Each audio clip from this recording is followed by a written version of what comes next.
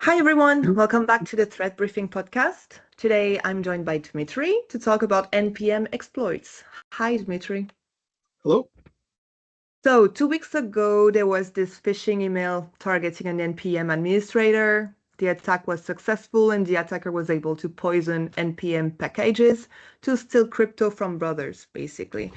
And then 10 days later, we see another attacker launching a worm called Shai-Hulud that harvests the developer tokens and cloud keys, exfiltrate them, and then use the same stolen credentials to republish infected packages as trusted updates, propagating automatically across maintainers' projects.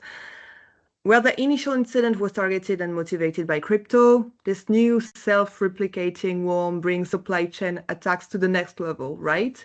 Dmitry, what's your take on this? Can you explain what makes this Shai-Hulud fundamentally different from previous supply chain attacks? Yeah, it's it's more serious in the sense of the damage that it has done and can do in the future. As you mentioned, the original attack was very limited. They didn't really take advantage of the spectrum of capabilities that was open to them. They really just did a limited, almost like a proof of concept attack there just to see if they can get away with it. I think I think the general consensus among researchers is that it's not most likely the same attacker that's doing this. The primary danger of the second attack is that it's now you could almost say it's wormable.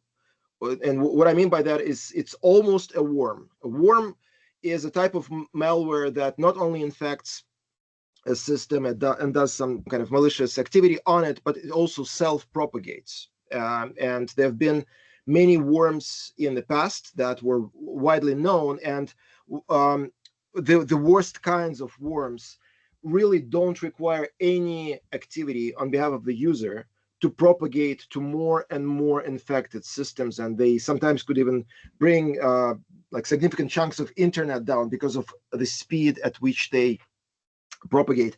This particular variant, I would say it's almost a worm because it had certain conditions that didn't really make it fully automatic, but it still it's very, very dangerous, and I would say that's the most dangerous part of it, that it's not only limited to the developer that fell for that phishing lure, but also many other people who just happen to be downstream from that developer's work.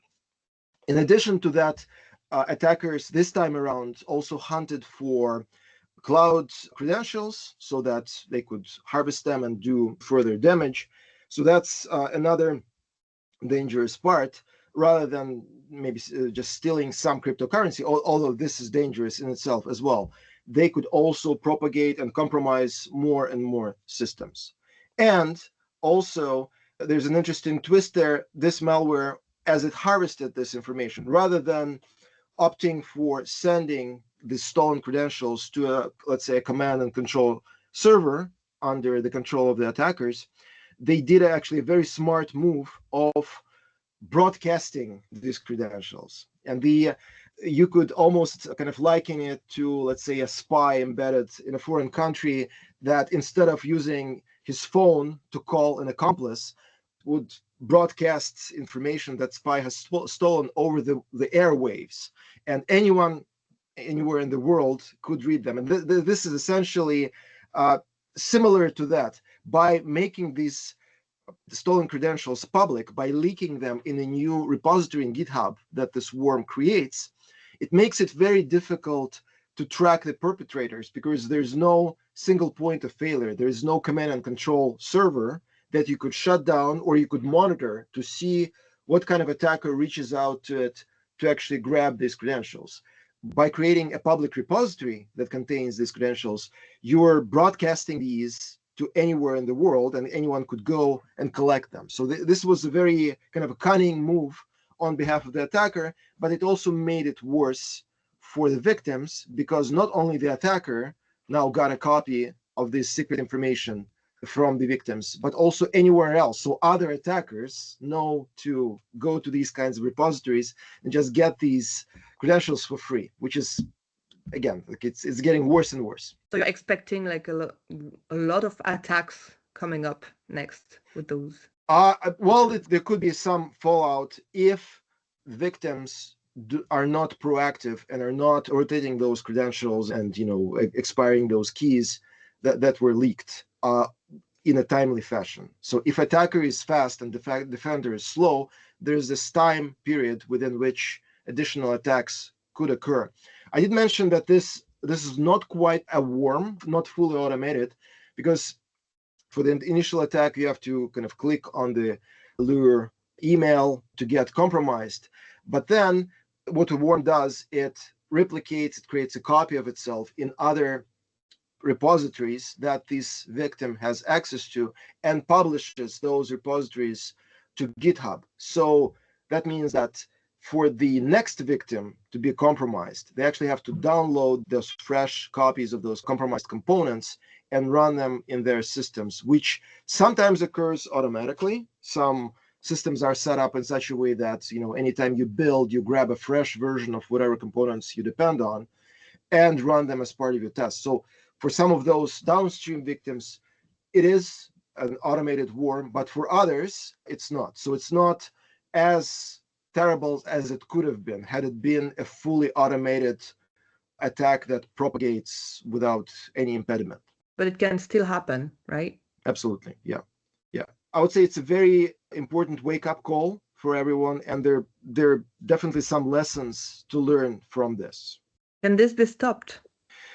Absolutely. Yeah. Attacks are very hard to stop in a general sense because humans are very inventive and criminals are very inventive. They keep coming up with new ways to exploit victims all the time.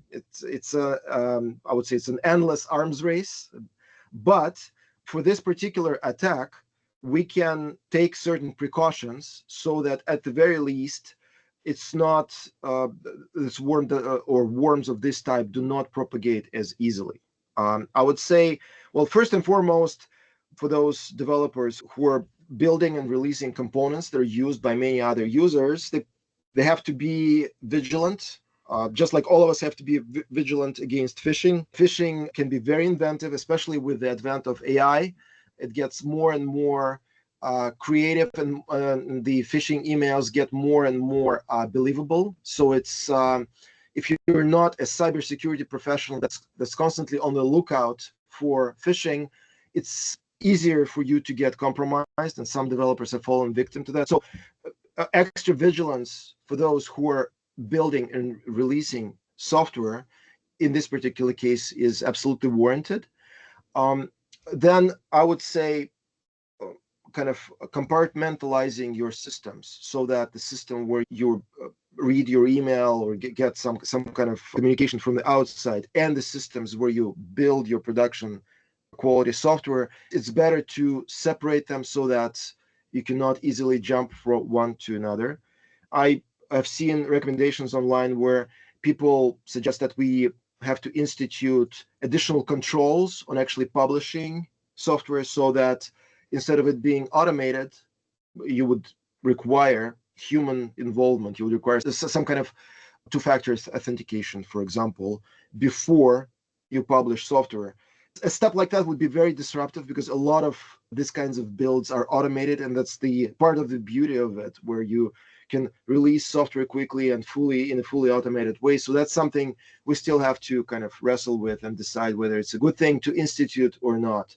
But I think for the general developer population, I would say it's generally a good software engineering practice to vet your dependencies. For any component that you're consuming from the outside, in this day and age where we know that supply chain attacks are some of the favorite attacks that malicious players are taking advantage of, it's really important for you not to assume that everything that you consume and use as part of building your own applications is completely clean and benign.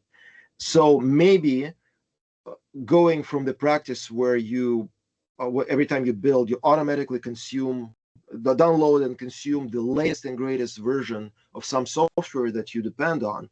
Maybe settle on a particular version that works for you and keep using it.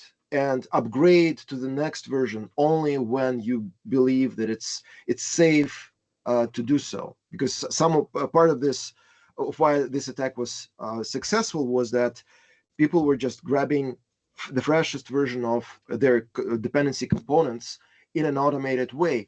If they had specific versions that they depended on and not necessarily just getting the latest and greatest, they would have been protected from this. And I would say this is a good general software engineering practice, because you're depending on components that somebody else in the world builds. You don't know their development practices. You don't know how well they test their code. It's very easy to introduce bugs into your system. I'm not even talking vulnerabilities, just to get some functionality fail because somebody did a bad update to their component. So for you, if you're conscious about having a stable product, always being on the bleeding edge, taking latest and greatest versions of all of your dependencies may not be the smartest move, even in the general software engineering practice.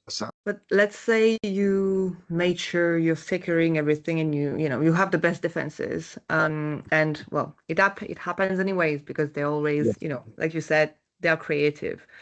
Where do you think the biggest detection blind spots are? In this attack and other attacks, it's not only this initial infection vector, but also what the malware does afterwards. And that kind of reiterates the point of defense in depth.